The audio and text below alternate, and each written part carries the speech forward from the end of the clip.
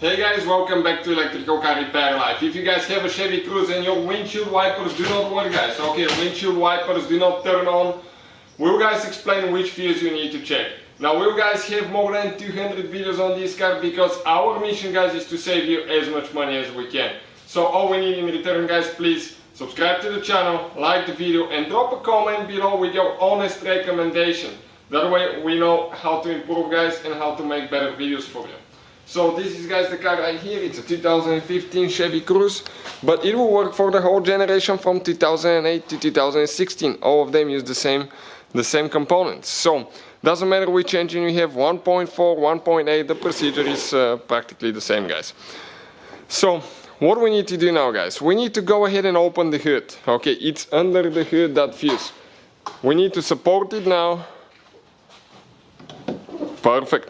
And this is, guys, the fuse box, and this is the fuse cover that we need to remove. So here you have 1, 2, 3 clips, guys, and this you need to squish towards each other.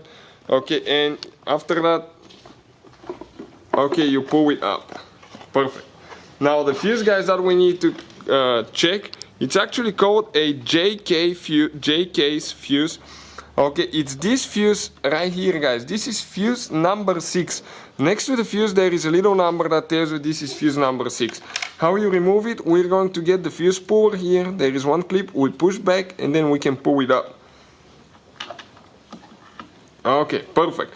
Now you grab it with the big side, okay, on the fuse like that. And then you might need to use 2 hands, okay, and pull it out.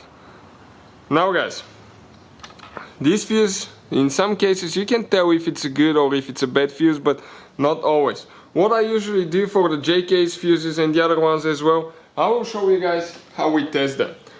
Okay, so this is, guys, okay, this is the tester right here. This is a regular voltmeter, but this is a very good voltmeter, guys. Check it out, listed in the description of the video below. You can find all the fuses there as well.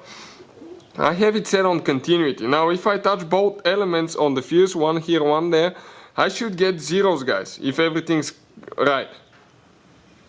I don't get anything, so this is most likely, guys, a bad fuse.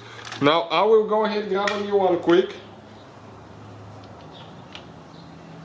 Okay, again the same amp fuse. Okay, and check it out now, guys. We get zeros. There is communication between one end of the fuse and the other one.